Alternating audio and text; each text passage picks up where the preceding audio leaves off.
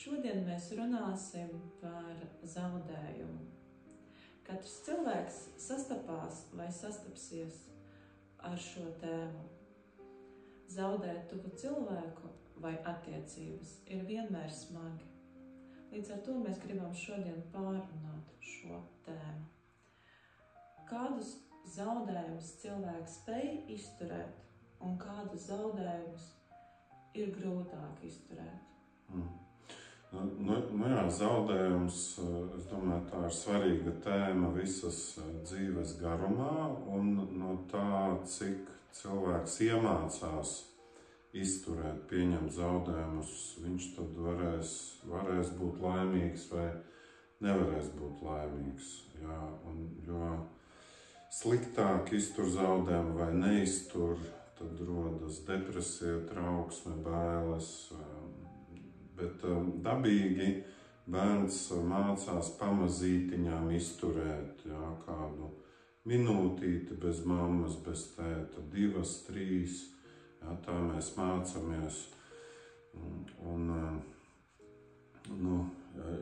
Ja tas izdodas pakāpeniski, jā, tad mēs iemācāmies kļūt stiprāki no zaudējumiem, bet ja zaudējumi ir pārāk stipri, pārāk intensīvi, tad paliek traumas. Un vai agrīna pieredze, ja ir bijis kāds zaudējums, tas palīdz vai tieši pretēji? Jo agrāk ir zaudējums, jo intensīvāks, jo lielāku traumu tas atstāja. Ja, piemēram, ja bērniņš ir dzimis priekšlaicīgi, bijis inkubatorā, vai agrāk padomju laikos, kad mūs tur aiznesa uz kaut kādām dienām, ja, satīstītus, tas atstāja tādas, psihē tādas šausmas. Ja, un terapijā vajag gadiem strādāt, lai to kaut kā mazinātu, inaktivētu.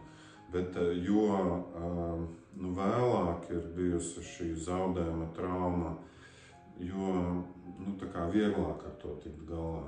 Tad, respektīvi, tas pats piemērs par padomju laikiem, kad dzemdību namā bērni tika likti citā istabā un atnesti mammai tikai uz barošanas periodu, tad sanāk, tas no tā brīža jau ir radusies tā trauma, un pat cilvēki tak nezinot, ka tas tā kā ir slikti, sanāk tā.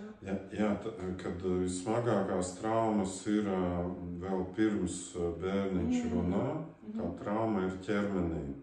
Viņas izpaužās ar kaut kādām fiziskām slimībām, vai ķermenis ir sastindzis, vai nav gandarījuma seksā.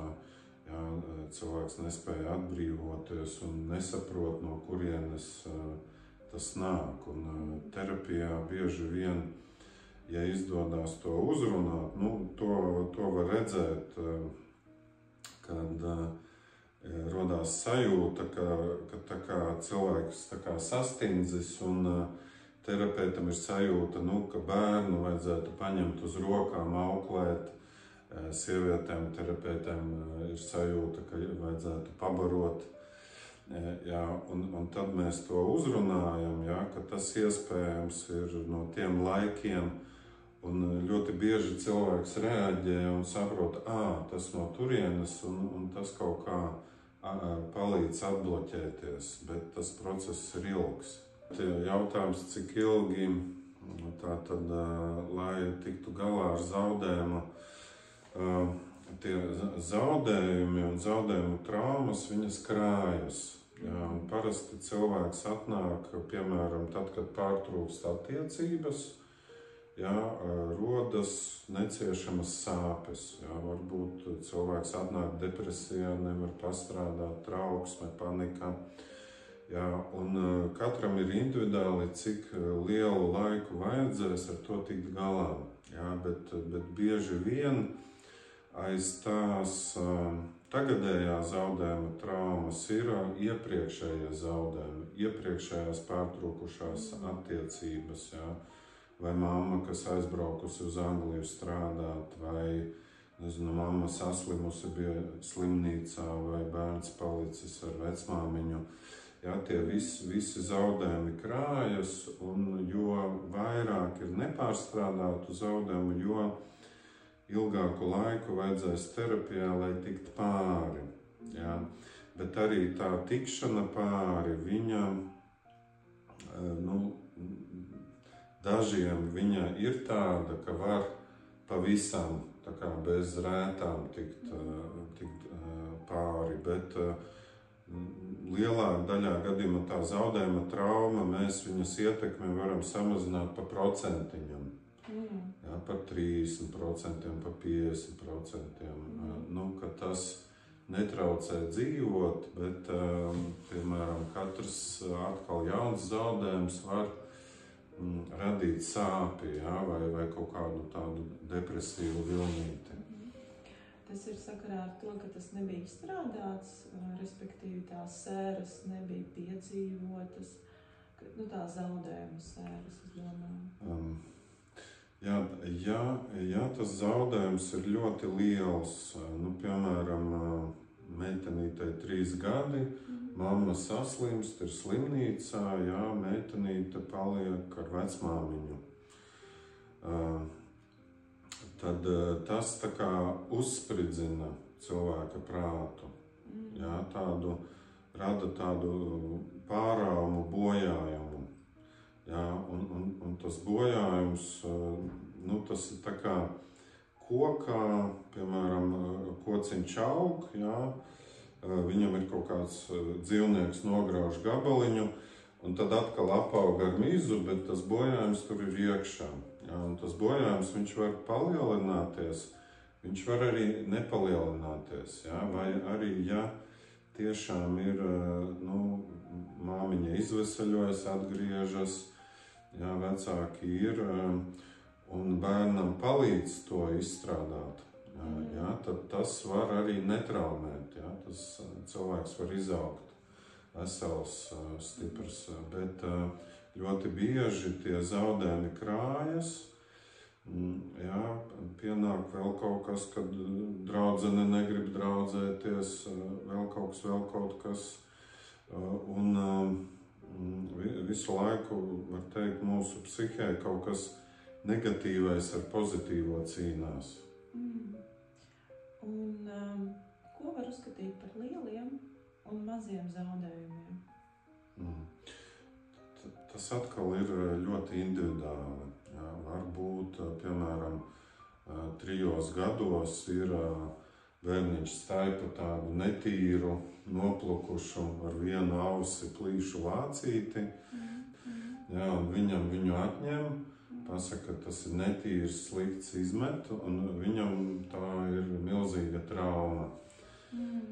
Jā, un citreiz varbūt arī tiešām, es domāju, varbūt, ka arī, piemēram, mamma aizbrauc mācīties, bet ir tētis, ir vecvecāki, ir auklīte, un tas nerada traumu. Jā, tātad vienmēr tas būs ļoti subjektīvi un individuāli. Jā, un es domāju, piemēram, ka, kad ir vienā ģimenē vairāki bērni, kā uz kādu notikumu, viņi var dažādi reaģēt. Vienam tas varētu būt trauma, un pārējiem tas nebija tāds nozīmīgs notikums. Piemēram, par to pašu spēlienu zaudēšanu. Jā, par to spēļu vācīti. Jā, ka tas arī, tas ir svarīgs jautājums, jo vienam bērniņam var būt, ka tev vairs nevajag, jā, tu jau liels, neņem vairs līdzi uz dārziņu to lācīti, jā. Un viņš paliek stiprāks, jā, viņš tiek galā, bet cits bērniņš, viņš netiek galā, un viņam ir trauma. Un šo ir ļoti svarīgi zināt, ka vienmēr tas ir ļoti, ļoti individuāli, jā, un tas, ka mūsu skolās visiem ir vienāda programma, tās ir kaut kādas, es teiktu, šausmas, jā, jo vairums bērni, viņiem tas netrāpa, ja viņi vai netiek līdzi, vai kāds varbūt jau skrien uz priekšu. Jā.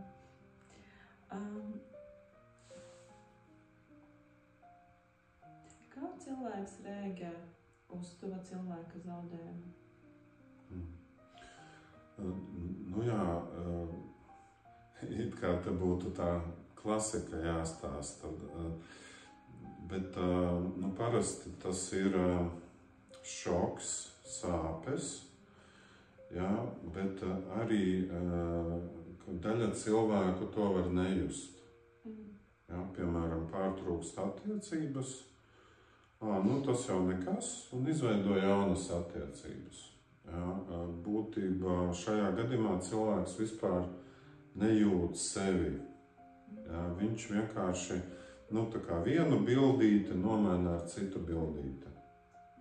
Jā, bet dabīgi, ka zaudējot tuvu cilvēku, vai viņš nomirst, vai ir šķiršanās, tad ir sāpes, šoks, jā, varbūt noliegums, sākumā neko nejūt, un pēc tam sāpes, dusmas, jā, un tad ilgs laiks to pieņemt. Kad cilvēki atnāk, piemēram, pēc šķiršanās vai tuvinieka zaudējuma, apmēram vidēji tas ir gads, jā, izsāpēt, izsvērot, tikt galā, pieņemt. Jā, par to es tieši domāju, par to piemēru, kad cilvēki parasti iet ātrāk attiecībās, protams, ne visi. Ir tie, kas negrib vairs attiecības. Un es domāju, kāpēc cilvēkiem grūti sajust to, tos pieņemtās sāpes, vai par ko te ir? Jā, ka tātad, ja mēs ņemam to mazo bērniņu, bebīti, jā, tad tētis vai mamma iziet no istabas, un viņš sāk raudāt pēc 10 sekundēm, pēc minūtes vai ilgāk. Jā. Tātad viņš var izturēt to trūkumu. Jā. Ja ir bijis, tā kā arī daži klienti stāsta, ka mamma iet uz darbu, atstāja viņu maziņu mājās vienu, un viņš paliek tur 2-gadīgs vai 3-gadīgs vai pavisam bēbīts. Ja? Tad bērnam ir šausmas, kas viņu tad izslēdz. Ja? Viņš neko nejūt. Ja? Un viņš neko nejūt, un tad viņš dzīvo tā kā robotiņš. Ja? Un ja attiecības pārtrūks, nekas, ir jaunas attiecības. Un viņam vienkārši mainās bildīte. Bet cilvēks pirmkārt nejūt sevi, un viņš arī nejūt otru. Jā, kas otram patīk, nepatīk, kas man patīk, nepatīk. Viņš vienkārši dzīvo tā kā robotiņš. Sanāk, ka tā mammas aiziešana, tas ir tās pieredzes atkārtošana, jaunā pieredzē. Vai tā ir tā aizsardzība?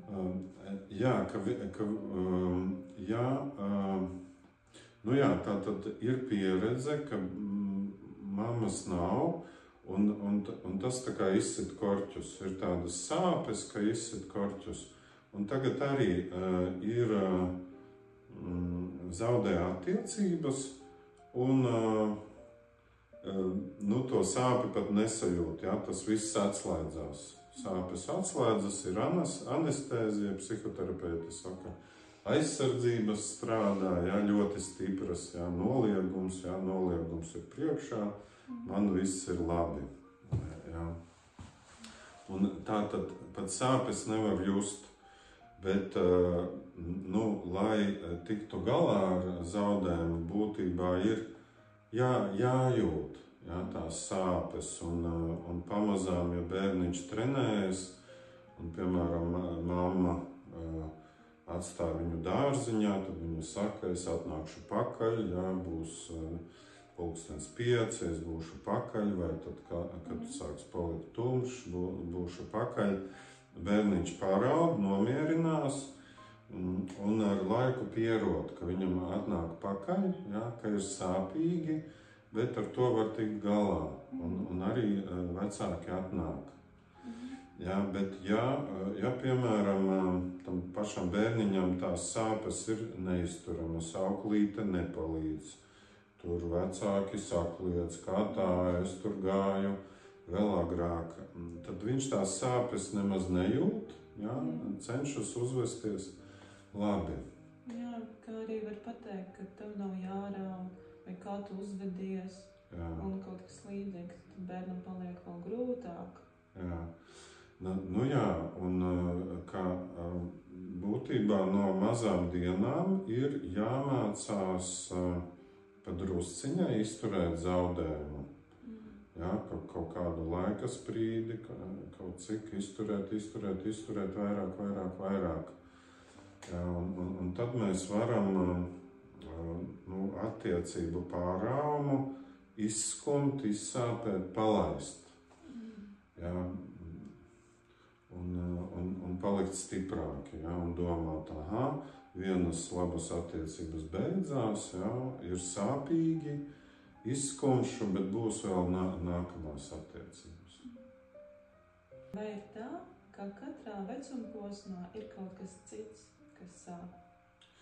Nu jā, piemēram, pēc 35 gadiem mēs uztraucamies, ka paliekam vecāki.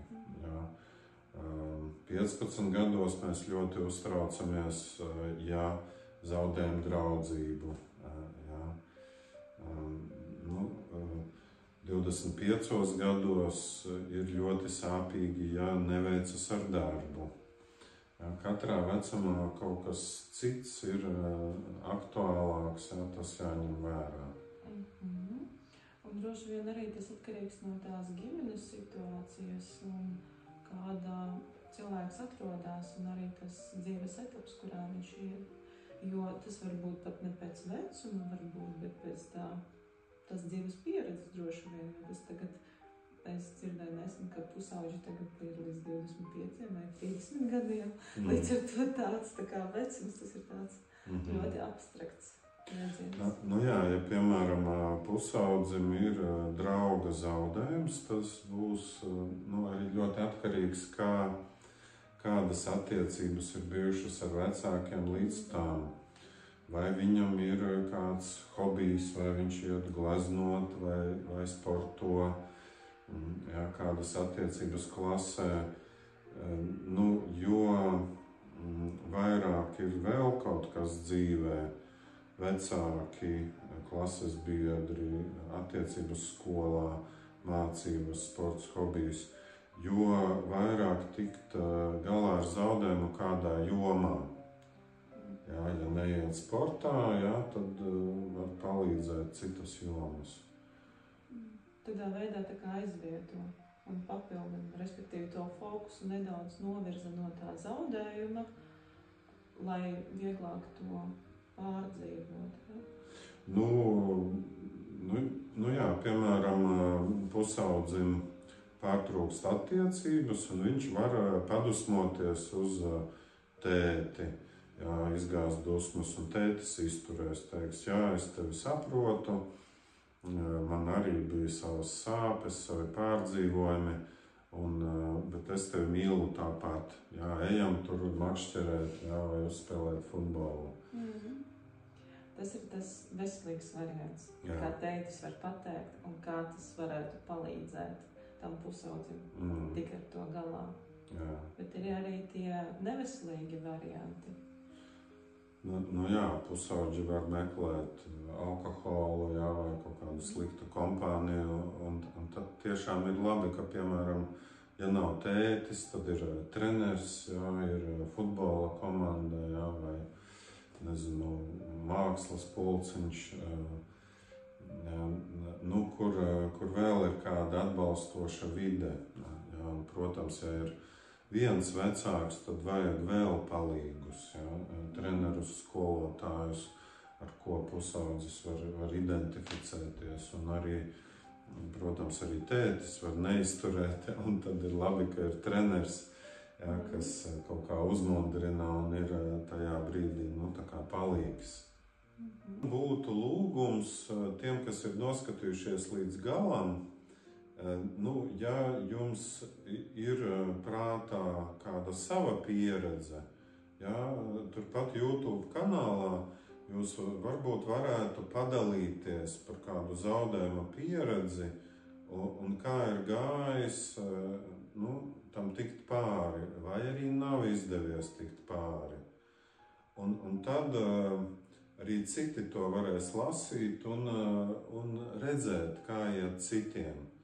Jā, un, nu, protams, tur nevajag tos tādus super saldos, jā, tagad man viss atrisinājās un viss ir absolūti labi un viegli, bet kaut ko reālu iz dzīves, jā, un gan jūs varbūt padalīsieties, gan varbūt kādi citi padalīsies, varēs palasīt, un varbūt arī mums radīsies idejas, par ko runāt turpmāk, kas jūs varētu interesēt turpmāk. Jā, jo arī gribētos, ka arī jūs piedalāties mūsu raidījuma veidošanā. Paldies, ka skatījāties mūs. Tiksimies nākamreiz. Atā!